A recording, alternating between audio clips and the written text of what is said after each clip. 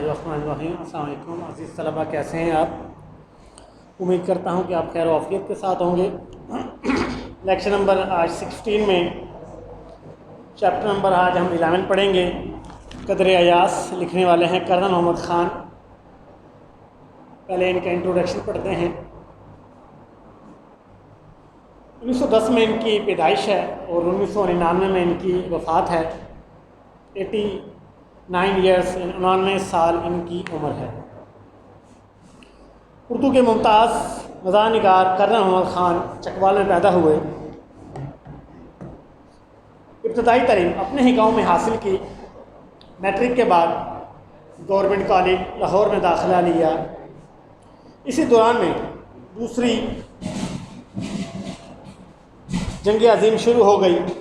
چنانچہ 1940 میں بطور سیکنڈ لیفٹیننٹ کمیشن حاصل کیا۔ قیام پاکستان کے بعد دفاع پاکستان میں حصہ لیا اور 1965 میں رن کچھ کے محاذ پر ان کی لڑائی والی جگہ پر نمایاں کارنامے سر انجام دیے۔ کرنل کے عہدے پر پہنچ کر ملازمت سے سب کو دوش ہوئے، فارغ ہو گئے اور مستقل طور پر راولپنڈی میں سکونت اختیار کر سکونت قیام پذیر۔ کرنل محمد خان کا طرز تحریر لکھنے کا انداز سادہ اور دلچسپ ہے۔ ان کی تحریروں کا اصل حسن سادگی اور خلوص ہے۔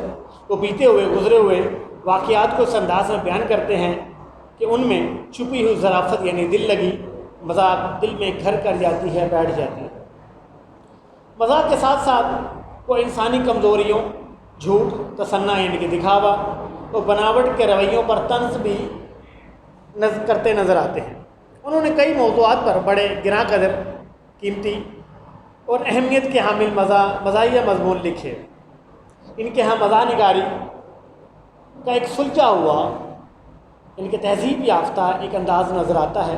یہی وجہ ہے کہ ان کی تحریروں میں پھکڑ پن یا سوکیانہ پن یعنی کہ پھوت مارنا یا چھوڑنا لمبی لمبی، ان کے ہاں اس بات کا گمان تک نہیں ہے۔ سادگی، معنی افرینی، باوقار طنز و مزاح ان کی تحریروں کی نمایاں خوبیاں ہیں۔ ان کی تصانیف میں بجنگ آمد، بسلامت روی اور بزم آرائیاں شامل ہیں۔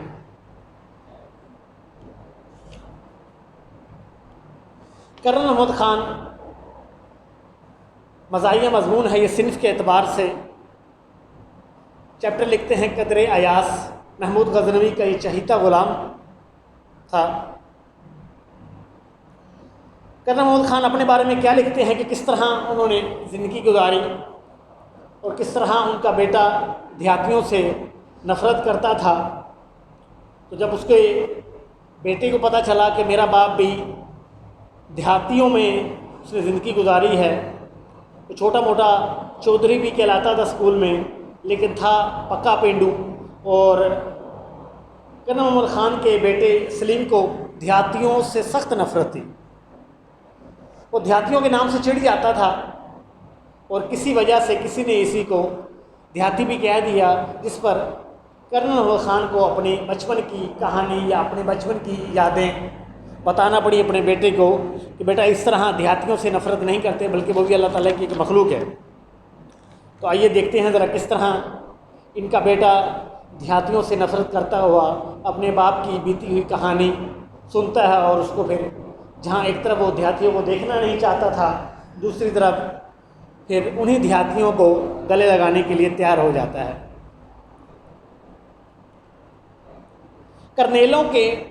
کرنیلوں کو رہائش کے اچھے خاصے عمدہ سی کلاس بنگلے ملتے ہیں۔ سی کلاس تیسرے درجے کے بنگلے، کوٹھیاں۔ کرنل محمد خان کہتے ہیں کہ مجھے خوش قسمتی سے ایک ایسا بنگلہ مل گیا جو اپنی کلاس میں بھی انتخاب تھا، چناؤ تھا۔ یعنی کہ کہتا ہے مجھے جو بنگلہ ملا وہ باقی بنگلوں کی نسبت کافی اچھا، بہتر اور دیکھنے لائق تھا۔ یعنی مجھے کرنیلوں میں وہ امتیاز حاصل نہ تھا، امتیاز فرق جو میرے بنگلوں میں تھا۔ یعنی میرا بنگلہ تو باقی بنگلوں سے بہت اچھا تھا، لیکن مجھے میری ڈیزگنیشن یا میری قابلیت اتنی زیادہ نہ تھی کہ مجھے باقیوں سے امتیاز میں رکھا جاتا، لیکن میرے بنگلے کو وہ امتیاز حاصل تھا جو باقیوں کو نہیں تھا۔ بوڑھے پیروں سے روایت ہے، پیروں سے ویٹر سے روایت ہے، نقل ہے کہ ولسن صاحب کا یہ لاج شریک بنگلہ ولسن صاحب نے خاص طور پر اپنے لیے بنوایا تھا۔ یہ بنگلہ کم و بیش 2 ایکڑ تقریباً 16 کنال قطع زمین کے ٹکڑے پر واقع تھا، یعنی قسام ازل یہاں مراد ہے رب ہی نے اسے خاصا شاہانہ بادشاہوں جیسا طول و عرض، لمبائی و چوڑائی بخشی تھی۔ عمارت کے سامنے وسیع چمن تھا، جس کے حاشیے پر کنارے پر من ہدی ایک قسم کا یہ درخت ہے جس کی پتیاں پگس کر اگر بالوں پر لگائی جائے تو بالوں پر سرخی آ جاتی ہے، کہ گہری مراد عمیق، عین میم یہ کاف نقطے والا آئے گا، میں لکھ دیتا ہوں، عمیق یہ گہری کا ہے۔ سبز باڑ رکاوٹ کے سر پر نیز و اونچے، بہت اونچے سروں، یہ ایک درخت ہے جو مخروطی شکل کا ہوتا ہے، اور سفیدے کے پیڑ لہلہاتے تھے۔ پیڑ بھی ایک لمبا درخت ہے۔ چمن میں جگہ بجگہ سرخ و سفید یعنی کہ سفید گلاب کے پودے تھے۔ الغرض مختصر یہ کہ ہمارے بنگلے کا مزاج یعنی طبیعت ہر زاویے سے، ہر طرح سے امیرانہ، امیروں جیسا تھا۔ مقابلے میں ہمارے اثاثے یعنی کہ جائیداد کے تیور انداز ہر چند کے اگرچہ خاکسارانہ عاجزانہ تھے، تاہم کہ البتہ اپنے مکان کی شان کے پیش نظر مطابق ہم نے جوں توں بڑی مشکل سے ہر کمرے کے لیے قالین یا دری پیدا کر لی۔ غلیچہ اگرچہ اس کار خیر، اس نیک کام میں کا بیشتر زیادہ تر اجر ثواب مقامی کباڑیوں کو ملا۔ کباڑیا جہاں پر پرانی چیزیں بیچی اور خریدی جاتی ہیں، علاوہ ازیں اس کے علاوہ مناسب فرنیچر بھی حاصل کر لیا، فرنیچر میز کرسی وغیرہ وغیرہ۔ سلیم میاں جو ابھی میٹرک کے امتحان سے فارغ ہوئے تھے، دوسرے کرنل زادوں کی طرح، کرنل کے بیٹوں کی طرح ان کے ہمراہ، ان کے ساتھ بے فکری بغیر کسی پریشانی سے بیڈمنٹن کھیلتے، اور سارے شام ہوتے ہی دوستوں کے ساتھ ٹیلی ویژن کے سامنے بیٹھ جاتے، یا جگہ پکڑ لینا۔ کیا مجال، کسی میں کیا ہمت کہ جو کوئی غیر اس مشاہدے میں، اس نظارے میں مخل یا شریک ہو، دخل ہو سکے، سوائے اس کے کہ ہمارا بڑا ملازم علی بخش ان کی تواضع خدمت کے لیے ان کمرے میں خاموشی سے داخل اور خارج ہوتا رہتا تھا۔ ان کے سلیم کے کمرے میں صرف ان کا ملازم علی بخش ہی جاتا تھا اور کوئی نہیں جاتا تھا۔ علی بخش کو یوں بھی سلیم سے انس تھا، محبت تھی کہ انہی کے ہاتھوں میں پلا تھا۔ ایک دن مصنف قاضی محمد خان کہتے ہیں کہ ایک دن میں اپنے مطالعے کے کمرے میں بیٹھا تھا، علی بخش خلاف معمول کے خلاف رونی صورت بنائے داخل ہوا۔ وجہ گرانی، ناراضی کا سبب پوچھا تو کہنے لگے سلیم میاں نے ڈانٹا ہے، برا بھلا کہا ہے، کہتے ہیں بدتمیز ہو جسے تمیز نہ ہو، گنوار ہو، جاہل ہو، دیہاتی ہے۔ میں نے ان نشادات کی شان نزول پوچھی، کسی بات کا اصل موضوع یا وجہ کہاں سے یہ بات شروع ہوئی، تو بولا کہ کل سلیم میاں کی غیر حاضری میں ان کے ایک دوست امجد صاحب آئے اور باہر برآمدے ہی میں آرام کرسی پر بیٹھ گئے۔ میں نے ان کے کہنے پر انہیں ٹھنڈے پانی کا گلاس پیش کیا۔ کافی دیر سلیم صاحب کا انتظار کرتے، لیکن آخر مایوس ہو کر، نا امید ہو کر چل پڑے۔ بعد میں سلیم صاحب کو بتایا تو مجھ پر برس پڑے، برا بھلا کہنے لگے انہیں گول کمرے میں یعنی کہ ڈرائنگ روم میں یا مہمانوں والے کمروں میں کیوں نہ بٹھایا، ریفریجریٹر سے کوکا کولا کیوں نہ پیش کیا۔ اب امجد سمجھے گا کہ ان لوگوں کو تواضع کا سلیقہ نہیں، تواضع خدمت، سلیقہ تمیز، دیہاتی ہیں، جنگلی غیر مہذب، اور پھر جو منہ میں آیا کہہ دی۔ علی بخش کی داستان غم کی کہانی ختم ہوئی تو سلیم میاں بھی آ گئے۔ علی بخش کے چہرے پر شکایت لکھی ہوئی دیکھی، ان کے ناراضی، تو اپنے دل پر لکھی ہوئی شکایت بیان کرنے کو کہنے سوچ رہی ہے کہ انہوں نے تو میرے باپ سے میری شکایت کر دی، اب میں بھی اپنی صفائی کے لیے کچھ بیان کرتا ہوں۔ ہم نے سکون سے قصہ سنا، طرفین یعنی کہ دونوں طرف کے بیانوں سے واضح تھا کہ تنازع یعنی کہ جھگڑا بہت خفیف ہے، ہلکا ہے، اور یہ کہ دو طرفہ طوفان کا حدود و اربع چاروں سمتیں ایک چائے کی پیالی میں سما سکتا ہے، یعنی آسانی سے حل ہو سکتا ہے۔ علی بخش اس لیے ناخوش تھا کہ اسے دیہاتی کہا گیا ہے، کہا گیا ہے، اور سلیم میاں اس بات پر برہم ناراض تھے کہ علی بخش کی غلطی کی وجہ سے امجد جسے دیہاتی سمجھا، انہیں دیہاتی سمجھا ہوگا، یعنی ایک کو دیہاتی سمجھا جا رہا ہے اور دوسرے کو دیہاتی کہا جا رہا ہے۔ ہمارے نزدیک دیہاتی ہونا یا سمجھا جانا ایسی ناقابل برداشت قباحت نہ تھی، ناقابل برداشت جسے برداشت نہ کیا جا سکے، قباحت برائی۔ کہتے ہیں کہ چنانچہ ہم نے ہنسی ہنسی میں دیہاتی پن کے فضائل خوبیاں بیان کرنا شروع کر دی، اس بلاغت کے ساتھ، خوش بیانی کے ساتھ کہ سلیم اور علی بخش دونوں مسکرا دیے اور باہم راضی ہو گئے، باہم آپس میں۔ باتوں باتوں میں ہم انہیں ایک دیہاتی کا قصہ سنانے لگے۔ ایک تھا لڑکا جو اپنے گاؤں میں پرائمری پاس کرنے کے بعد شہر کے ہائی اسکول میں جا داخل ہوا۔ اپنے گاؤں میں تو وہ چھوٹا موٹا یعنی کہ معمولی چودھری کا بیٹا تھا، لیکن تھا ٹھیٹھ دیہاتی، ٹھیٹھ پکا۔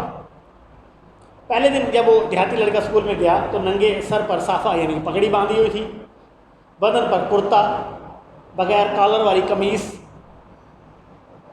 تہمند یعنی کہ دھوتی، پاؤں میں پوٹوہاری جوتا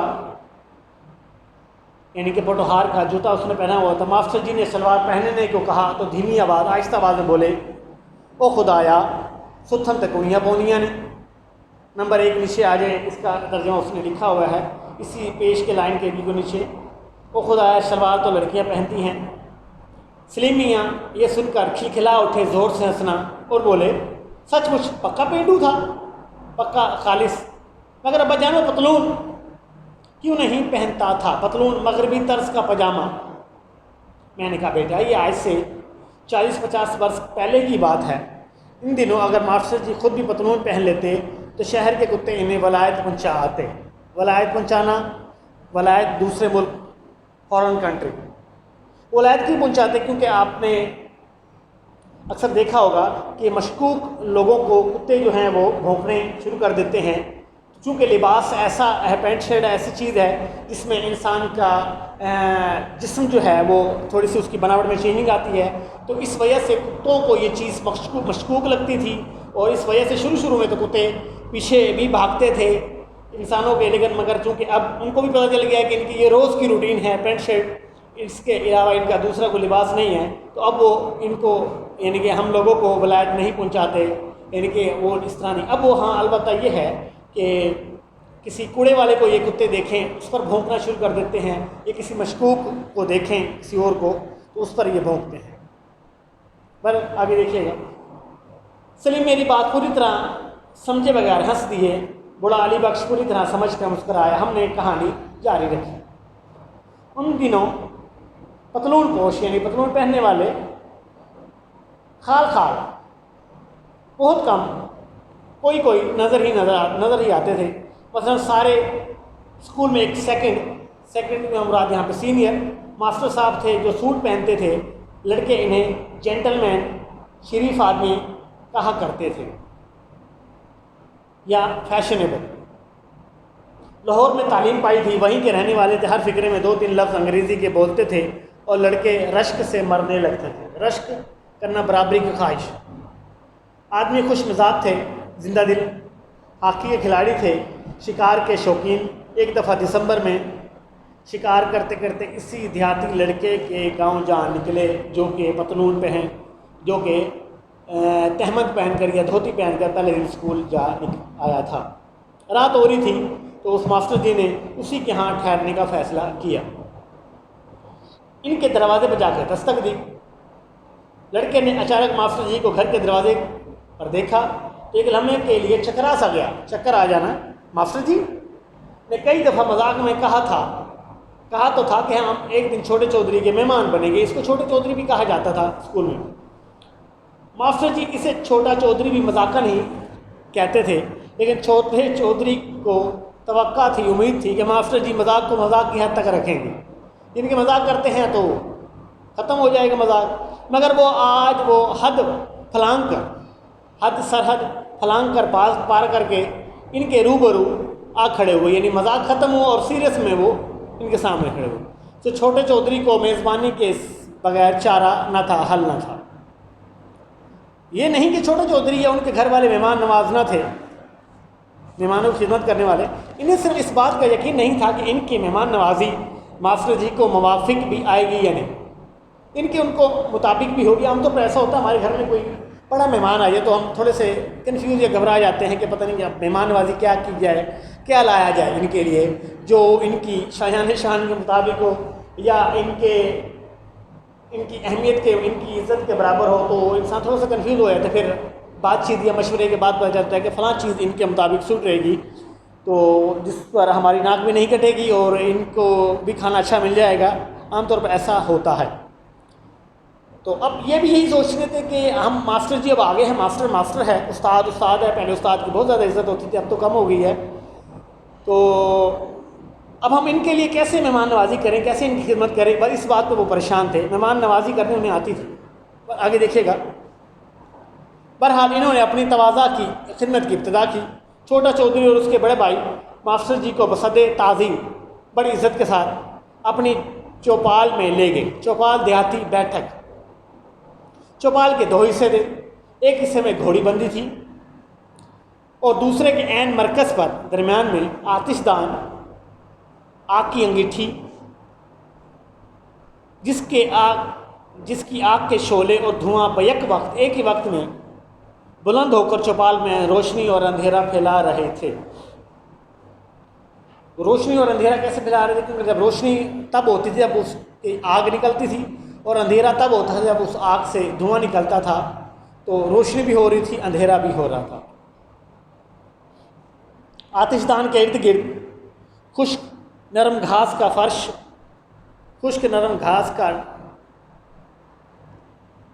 اور گرم فرش تھا، جسے مقامی بولی میں ستھر کہتے تھے۔ ستھر خشک نرم گھاس۔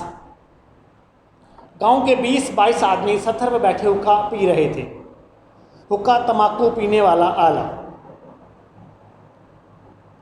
ماسٹر جی داخل ہوئے تو سب کھڑے ہو گئے۔ ماسٹر جی کو آؤ جی خیر نال یعنی خیریت سے کہا۔ ہر ایک نے ان سے مصافحہ یعنی ہاتھ ملایا اور ہر ایک نے ان کے بال بچوں کی خیریت پوچھی۔ ماسٹر جی نے چھوٹتے ہی فوراً ہی ذرا شرما کر کہہ تو دیا کہ ابھی بال بچوں کی نوبت یعنی حالت نہیں آئی، لیکن ان نامولود جو ابھی پیدا ہی نہیں ہوئے تھے یعنی ان کی شادی نہیں ہوئی تھی، برخورداروں کی یعنی بیٹوں کی خیریت بہرحال ہر ایک ملاقاتی نے، ملنے والے نے پوچھی۔ یہی ان کی تواضع خدمت کی ترکیب تھی۔ چونکہ ماسٹر جی نے پتلون پینٹ پہن رکھی تھی، لہٰذا فرش پر بٹھانے کی بجائے ان کے لیے رنگدار چارپائی بچھا دی گئی۔ بیٹا یہ تھا ہمارا آج کا لیکچر۔ میں ڈائری آپ کو لکھ دیتا ہوں۔ ڈائری جو ہے وہ چند ایک بچے ہیں جو RP سینڈ کرتے ہیں۔ باقی بچوں سے بھی میں ریکویسٹ کروں گا کہ آپ لوگ RP لکھا کریں اور اس کو چیک بھی کرایا کریں۔ جو آج پڑھا ہے اس کے الفاظ معنی لفظ بس RP ہے۔ آج کے لیے اتنا ہی۔ اللہ حافظ۔